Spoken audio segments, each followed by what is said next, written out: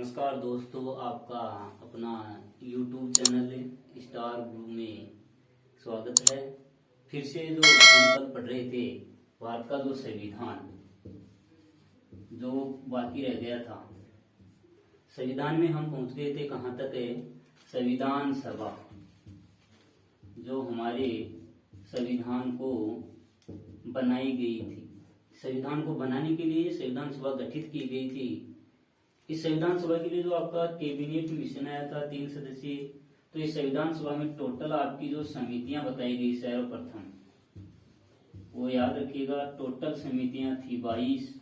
और इसके लिए इसमें जो प्रमुख समितियां मैंने आपको 2 समितियों के नाम बताए थे। एक प्रारूप समिति, प्रारूप समिति ये हमारे संविधान को बनाने के लिए महत्वपूर्ण भूमिका निभाने वाली थी, जिसमें 3 टोटल 7 सदस्य थे। प्रारूप समिति में कितने सदस्य थे? टोटल 7 सदस्यीय प्रारूप समिति गठित की गई थी, बनाई गई थी। 22 समितियों में से ये प्रमुख समिति थी टोटल में से। इसके अलावा एक समिति और बताई थी आपको, जिसको रियासती विभाग, रियासती समिति भी कहा गया है। यह आपके जो सरदार वल्लभ भाई पटेल थे उसके अध्यक्षता में गठित की गई थी। भारत की जो रियासतें थी उन रियासतों को एकीकरण करने के बाद भी तो संविधान लागू होगा, नहीं था संविधान लागू नहीं हो सकता है। तो इसके लिए जो प्रारूप समिति थी उसमें 7 सदस्यीय व्यक्तियों को शामिल किया गया था, जो हमारे संविधान को बनाने के लिए महत्वपूर्ण भूमिका निभा रहे थे। इसके बिना हम संविधान की कल्पना भी नहीं कर सकते थे। तो इस प्रारूप समिति के अध्यक्ष, सर्वप्रथम इसके अध्यक्ष का नाम याद रखना है कि प्रारूप समिति का अध्यक्ष कौन था। तो इसके अध्यक्ष थे डॉक्टर भीमराव अंबेडकर। और ये आपके दलितों के मसीहा भी, जिसने दलितों को आरक्षण दिया गया था, ये इसी भीमराव अंबेडकर के फलस्वरूप आरक्षण मिला था, अन्यथा आरक्षण की संभावना शायद नहीं की जा सकती थी। तो इस 7 समिति सदस्य में पहला सदस्य हो गया डॉक्टर भीमराव अंबेडकर। अन्य जो 3 सदस्य और थे, जो 7 सदस्य इस भीमराव अंबेडकर के साथ मिला के जो 3 के ट्रिक के माध्यम से बताया जा सकता है, तो हो सकता है ATM। इसमें आपके जो A है अंबेडकर, पहला हो गया अंबेडकर। T के लिए टी कृष्णमाचारी, याद रखना है। टी का हो गया कृष्णमाचारी, और इसका हो गया एक तो माधव राय या माधव राव। एक हो गया मोहम्मद सादुल्ला, याद रखना है मोहम्मद सादुल्ला। एक हो गया KM मुंशी, KM मुंशी। ये 3 हो गई। टी कृष्णमाचारी हो गई। एक का एक हो गया अंबेडकर, याद रखना है ATM। टी इसमें M3 है, M का 3 बार हो गया माधव राय, मोहम्मद सादुल्ला और KM मुंशी। 3 M के माध्यम से। और A3, एक को भी 3 करेंगे तो इसमें एक तो हो गया डॉक्टर भीमराव अंबेडकर, A अंबेडकर हो गया। A अयंगर और A अय्यर। ये 3 व्यक्ति एक के नाम से बनते हैं, अंबेडकर, अयंगर, अय्यर, जो आपकी प्रारूप समिति के सदस्य थे। टी कृष्णमाचारी हो गया। M3 माधव राय, एक 3 बने नियम, मोहम्मद सादुल्ला, KM मुंशी। तो इस तरीके से ये समिति जो बनाई गई 7 सदस्य, इसका गठन 29 अगस्त 1947 को ये प्रारूप समिति है वो गठित की गई। 7 सदस्यीय समिति थी, टोटल इसमें 7 सदस्य शामिल थे। तो इस समिति ने हमारे प्रारूप का ड्राफ्ट तैयार किया संविधान को बनाने के लिए। अब संविधान बनाने के लिए समिति के माध्यम से कई जो सभाएं हैं वो की गई, कई बैठकें की गई। तो इसके लिए टोटल जो अधिवेशन, हमारी संविधान सभा के अधिवेशन होते हैं, याद रखना एक बार, अधिवेशन, टोटल अधिवेशन किए गए 12। इसमें एक प्रमुख अधिवेशन, 11 अन्य अधिवेशन मिला के टोटल अधिवेशन होते हैं 12 अधिवेशन हमारे संविधान की जो समितियां हैं वो सारी समिति मिलकर कार्य कर रही थी। इसमें आपकी जो प्रारूप समिति के अध्यक्ष भीमराव अम्बेडकर के माध्यम से ही संविधान बनाने का प्रारूप विषय को सौंपा गया था। तो 12 तो इसमें अधिवेशन और इसकी जो बैठकें हुई, इसकी संविधान सभा की बैठकें 105 दिन इसकी बैठकें हैं वो चलती है। तो संविधान सभा की जो प्रथम बैठक, हमारी संविधान सभा की जो पहली बैठक होती है वो यहाँ से अब शुरुआत, संविधान के निर्माण की व्यवस्था की शुरुआत होती है। संविधान की प्रथम बैठक, संविधान सभा की प्रथम बैठक कब आयोजित की गई? 9 दिसंबर, याद रखना है 9 दिसंबर 1946 को प्रथम बैठक 9 दिसंबर 1946 को की जाती है। दूसरी बैठक इसके 2 दिन बाद में 11 दिसंबर को 1946 को। अब इन बैठकों की अध्यक्षता है वो किसके द्वारा की गई? कौन कौन सदस्य थे जो इसकी अध्यक्षता कर रहे थे? प्रथम बैठक की अध्यक्षता जो कर रहे थे सच्चिदानंद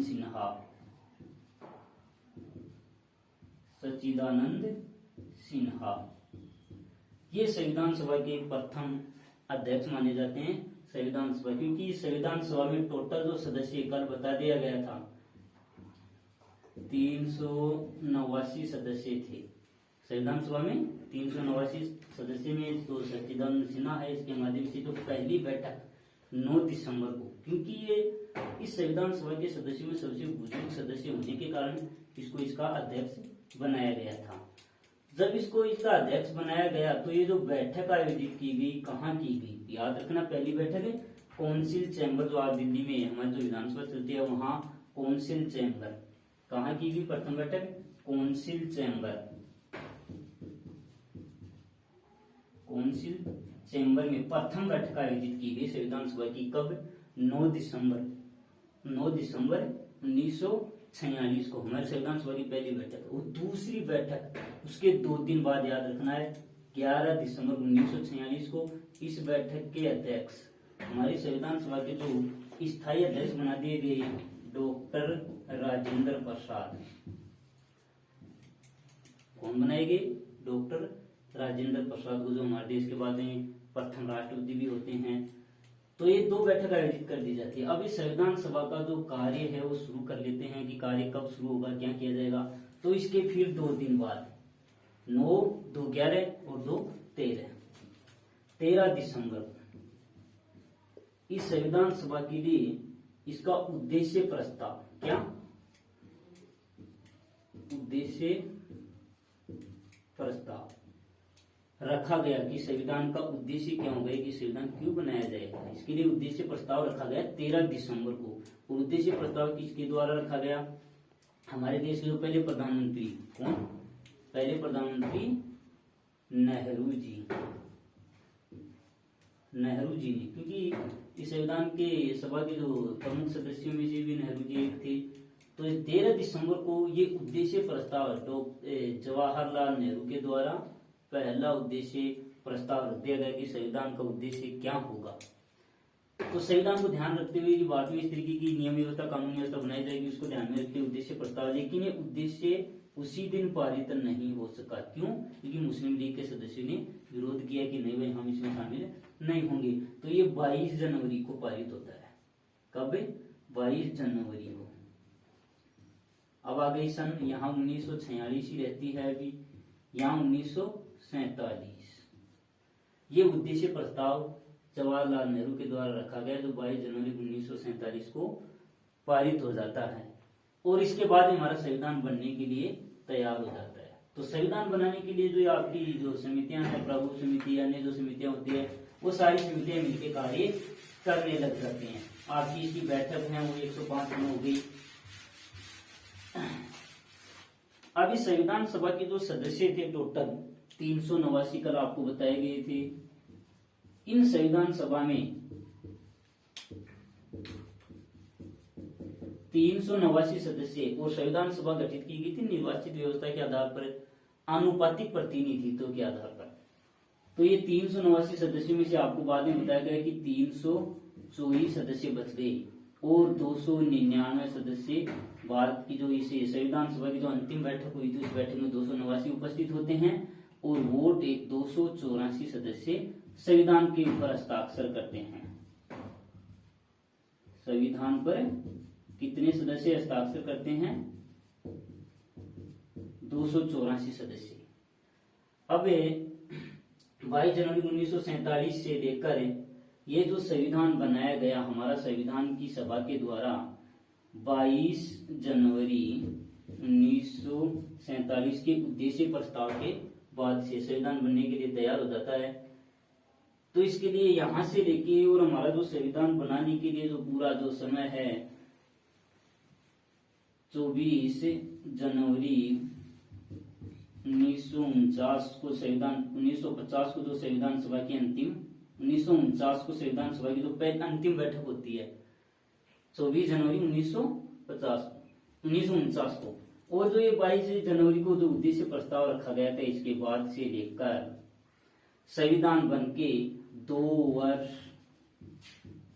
11 माह है, लगभग 3 महीने 3 साल हो गए 18 दिन ये हमारा संविधान बन के तैयार हो जाता है। संविधान सभा के 389 सदस्यों के बाद में 284 सदस्य हस्ताक्षर करते हैं। कब? 26 नवंबर 1949 को ये हमारा संविधान बन के तैयार हो गया। अब लागू इस दिन नहीं किया गया संविधान को। क्यों लागू नहीं किया गया? संविधान सभा के अध्यक्ष भी याद रखना है। संविधान सभा के 2 अध्यक्ष सच्चिदानंद सिन्हा अस्थायी अध्यक्ष याद रखेंगे, और स्थायी अध्यक्ष डॉक्टर राजेंद्र प्रसाद के निर्देशन में हमारा संविधान यहाँ से लेके यहाँ तक अंतिम बैठक के बाद में यहाँ तक ये तैयार हो जाता है बनके। इस तारीख को संविधान सभा के अध्यक्ष को प्रारूप समिति का जो सदस्य था अध्यक्ष था अम्बेडकर ने संविधान सभा के अध्यक्ष को सौंपे कि आपका संविधान है, इसको आप कैसे लागू करते हो आप जाने, आपका काम जाने। तो इसके लिए 26 नवंबर को ये संविधान बन के तैयार हो गया और संविधान सभा को सौंप दिया गया कि ये जो आपका संविधान है। अब इस संविधान को इसी समय लागू नहीं किया गया, जिसका भी एक रीजन है। पूरा संविधान नहीं लागू किया गया और इसी दिन हमारे संविधान के मात्र 16 अनुच्छेद, कितने अनुच्छेद? 16 अनुच्छेद ही लागू किए जाते हैं, पूरे अनुच्छेद नहीं लागू किए गए, क्योंकि संविधान सभा के जो सदस्य थे उन्होंने सोचा कि हमारे जो इतिहास में आने वाली जनवरी की जो 26 तारीख है, कितनी? 26 जनवरी।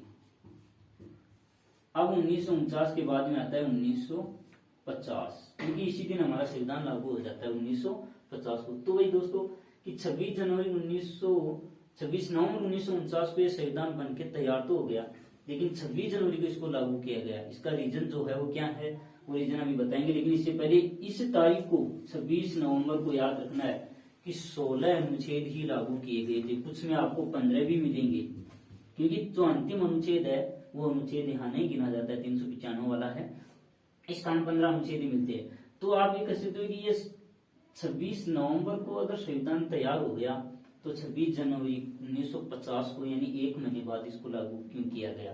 तो इसका लागू करने का कारण क्या है कि ये जो 26 जनवरी है वो भारतीय इतिहास में क्या है? भारतीय इतिहास में महत्वपूर्ण है। भारतीय इतिहास में सबसे महत्वपूर्ण तारीख इसलिए मानी जाती है कि इस 26 जनवरी के लिए भारत में ये घोषणा की गई कि 26 जनवरी को हम स्वतंत्रता दिवस मनाएंगे। कब? जब भारत आजाद नहीं हुआ था उससे पहले की बात है, क्योंकि जो अंग्रेजों के द्वारा शासन किया जा रहा था उस समय ही 1929 को 1930 की तारीख लिखता हूँ, 1930 की तारीख, और यहाँ आएगी 1 जनवरी 1930। लेकिन इससे पहले 1929 भी आता है, 1929 भी आता है। तो इस 1929 को इस देश के जो पहले प्रधानमंत्री बने थे जवाहरलाल नेहरू, इसके नेतृत्व में एक अंग्रेजों के विरुद्ध भारतीय स्वतंत्रता के लिए जो आंदोलन किया जा रहा था, तो उस समय 1929 की 31 दिसंबर को, कब? 1929 की 31 दिसंबर रात्रि का समय था, भारत का विभाजन नहीं हुआ था, तो पाकिस्तान के कहा पाकिस्तान। थोड़ा सा ध्यान रखिए कि मैं बता रहा हूँ कि इतनी यहाँ क्यों बता रहा हूँ, हमारे संविधान को लागू करने के बारे में, कि संविधान बन के तैयार हो गया था, संविधान सभा के समक्ष सौंप दिया गया था 26 नवंबर 1949 को। पहला क्वेश्चन कि संविधान बन के तैयार कब हुआ, तो 26 नवंबर 1949 को भारत का संविधान बन के तैयार हो गया। 2 वर्ष 11 माह, और इसमें जो पैसे हैं वो लगभग 64 लाख रुपए खर्च हुए थे, ये याद रखिए, 64 लाख के लगभग खर्च हो गए थे। तो ये संविधान कहते हैं कि 26 नवंबर 1949 को तैयार हो गया हमारा संविधान। अब लागू 26 जनवरी 1950 को क्यों किया गया, 1 महीने क्यों रोका गया, इसका कारण मैं ये बता रहा हूँ यहाँ कि 31 दिसंबर 1929 को पाकिस्तान के लाहौर में नदी है रावी। कौन सी नदी है, ये रावी नदी पाकिस्तान में से बहती है, जो लाहौर इस रावी नदी के किनारे बसा हुआ है। तो इस रावी नदी के तट पर पाकिस्तान में 31 दिसंबर को जवाहरलाल नेहरू, कौन, जवाहरलाल नेहरू, इसकी अध्यक्षता में, जवाहरलाल नेहरू की अध्यक्षता में भारत का स्वाधीनता दिवस मनाने की घोषणा की गई कि हम प्रतिवर्ष और 26 जनवरी को मनाएंगे हमारा स्वाधीनता या स्वतंत्रता दिवस, अंग्रेजों को कह दिया। और ये 26 तारीख अंग्रेजों को इसलिए निर्धारित, भारतीय द्वारा इसलिए निर्धारित की गई कि 31 दिसंबर 1929 को ये सम्मेलन होता है लाहौर में रावी नदी के तट पर, जवाहरलाल नेहरू के नेतृत्व में। तो जवाहरलाल नेहरू ने सदस्य ने अंग्रेजों को कहा कि 26 जनवरी जो आने वाली है, उस 26 जनवरी तक हमें आप स्वतंत्रता प्रदान करिए, या डोमिनियन स्टेट भी दे सकते हो, आप हमें थोड़ी बहुत स्वतंत्रता दे सकते हो, आपके दिन रह सकते हैं। तो 26 जनवरी तक आप हमें स्वतंत्रता प्रदान कर दोगे तो ठीक है, अन्यथा हम प्रत्येक वर्ष 26 जनवरी को, क्या प्रत्येक वर्ष 26 जनवरी को हमारा स्वाधीनता दिवस मनाने की शुरुआत कर देंगे। तो देखो, 26 जनवरी की लोगों ने घोषणा की, 31 दिसंबर 1929 को लाहौर रावी नदी के तट पर यह सम्मेलन, यानी 1 जनवरी आ जाती है फिर, तो 1 जनवरी को होता है जवाहरलाल नेहरू की अध्यक्षता में। तो इसको याद रखने के लिए हमारे संविधान निर्माताओं ने कहा कि इसको याद रखेंगे, तारीख को 26 जनवरी आने वाली है, तो इस समय इस हमारे संविधान को लागू कर दिया जाएगा 26 जनवरी को ही, तो ठीक रहेगा, बढ़िया रहेगा। तो इसलिए इस तारीख को याद रखने के लिए हमारा संविधान है 26 जनवरी 1950 को लागू किया जाता है, संपूर्ण संविधान। अब ये जो ये संविधान बनाया गया, हमारा जो संविधान है, इस संविधान सभा के द्वारा इसमें 22 समितियां गठित की गई थी। प्रारूप समिति महत्वपूर्ण थी। 2 वर्ष के बाद में 26 नवंबर 1949 को संविधान बनके तैयार हो जाता है, और 26 जनवरी 1950 को हमारा संविधान, भारत का संविधान लागू किया गया। अब ये हमारा संविधान लागू किया गया 26 जनवरी 1950 को, लेकिन इससे पहले आजाद होता है भारत। आजाद कब होता है, भारत स्वतंत्र कब होता है, भारत स्वतंत्र होता है 15 अगस्त 1947 को। अब एक बात हो दोस्तों कि अगर भारत आजाद हो गया 15 अगस्त 1947 को और संविधान लागू होता है 26 जनवरी 1950 को, तो तब तक भारत में शासन चलाने के लिए नियम भी तो कोई लागू रहेंगे ना। तो नियम कौन से लागू रहे, वो नियमों के बारे में देखते हैं कि देखो, एक तो 1947 का भारत शासन अधिनियम अंग्रेजों के द्वारा भारत में भेजा गया था कैबिनेट मिशन के समय। इससे पहले 1935 का जो भारत शासन अधिनियम था, उस नियमों में थोड़ा बहुत बदलाव करके और भारत के अंदर भारत के द्वारा जो संविधान सभा है, उस संविधान सभा के द्वारा शासन किया गया था। देखो, जब भारत में शासन किया जा रहा था, संविधान सभा की जो सदस्य थी या संविधान सभा के जो अध्यक्ष थे डॉक्टर राजेंद्र प्रसाद, वो संविधान सभा के अध्यक्ष, याद रखना है, संविधान सभा के अध्यक्ष कौन थे, डॉक्टर राजेंद्र प्रसाद। अब डॉक्टर राजेंद्र प्रसाद संविधान सभा के अध्यक्ष थे, तो इस समय देखो नियम भारत में लागू थे 1935 के। तो जब कोई नियम बनाना होता था या कोई नियम हटाना होता था भारत में शासन करने के लिए, क्या करेंगे, उस समय इस संविधान सभा के जो सदस्यों की बैठक होती थी, तो उन बैठकों की अध्यक्षता कौन करता था, तो उस समय संविधान सभा की बैठकों के माध्यम से हमारी संसद भी मानी जाती थी, क्योंकि संसद ही भारत में शासन करती है। संसद के जो सदस्य होते हैं, संविधान सभा के सदस्य संसद के सदस्य थे। तो संसद के रूप में जब ये संविधान सभा कार्य करती थी, तब उसके अध्यक्ष हुआ करते थे जीवी गणेश वासुदेव मावलंकर। कौन थे? गणेश वासुदेव मावलंकर। जब ये संविधान सभा संसद के रूप में कार्य करती थी तो संसद के अध्यक्ष के रूप में आपके जीवी मावलंकर कार्य करते थे और संविधान सभा के रूप में डॉक्टर राजेंद्र प्रसाद कार्य करते थे। तो इस 15 अगस्त 1947 से 26 जनवरी 1950 के बीच जब भारत में शासन किया जा रहा था तो उस समय 1935 के बाद शासन अधिनियम के तहत शासन संचालित किया जा रहा था। अब हमारा संविधान बनके ये तैयार होता तो इस संविधान में टोटल कितने अनुच्छेद हैं, कितने अनुच्छेद संविधान में रखे गए, तो इसमें याद रखना है 395 अनुच्छेद। अब इस संविधान के 395 टोटल अनुच्छेदों को अलग अलग भागों में बांटा गया है। तो भाग कितने भाग? 22। जिस दिन संविधान लागू किया गया, संविधान बनाया गया, उस दिन संविधान में 22 भाग और अनुसूची याद रखना है। इसको फिर से अलग अलग सूचियों में बांटा गया है। तो अनुसूची 8। अब थोड़ा सा याद करने का एक तरीका ये भी हो सकता है कि संविधान में कितने अनुच्छेद, ये तो आपको याद करना ही पड़ेगा। 395 395 से मतलब तो कोई फायदा नहीं रहेगा। भाग अगर देखें तो यहाँ आपको लिखा गया है भाग, तो इसको हम हिंदी में लिखते हैं तो 22 लिखते हैं। क्या लिखते हैं? 22। तो 22 का भय हो जाता है तो भय और भय बराबर हो गए, तो यानी भय 22 होते हैं। तो ये 22 आपके भाग हो जाते हैं। फिर अनुसूची, अनुसूची में प्रथम वाला ए आता है तो ए 8 बनता है। क्या बनता है? 8। तो ये अनुसूची कितनी थी? 8। कब? जिस दिन हमारा संविधान लागू किया गया था, उस दिन की बात है। संविधान बनके तैयार हुआ था उस समय। अब देखो हमारे संविधान में संशोधन भी होते गए, बदलाव भी होते गए। तो बदलाव क्या होते हैं? जितने भी बदलाव किए गए, नए नियम बनाए गए, उस नियमों को जोड़ा गया। तो संविधान के अनुच्छेद बढ़ने चाहिए थे, लेकिन उस समय क्या किया गया? ये अनुसूचियां तो बढ़ा दी गई। वर्तमान में अनुसूची है 24 और भाग है 12। कितने भाग हैं? 12 भाग, जो आपके पंचायती राज से संबंधित कुछ बदलाव किए गए थे उससे संबंधित थे। तो ये हमारा जो संविधान 395, आप कहते हैं कि अनुच्छेद जो बदले गए, नए नियम, तो वो इसी में जोड़ दिए गए। जैसे अगर पहले अनुच्छेद में कुछ नियम जोड़ा गया नया, तो उसमें एक शब्द को एक लगा दिया गया इसका। तो ये हमारा संविधान है, वो आपका इस तरीके से संशोधन होकर संविधान बन के तैयार हो जाता है और संविधान को लागू कर दिया जाता है। थोड़ा सा इसमें फिर से मैं दोहरा देता हूँ कि संविधान के लिए समितियां याद रखना है 22। इसमें प्रारूप समिति याद रखेंगे, प्रारूप, कौन सी? प्रारूप समिति ही इस संविधान को बना रही थी, जिसके अध्यक्ष अंबेडकर। कौन थे? अंबेडकर प्रारूप समिति के अध्यक्ष थे।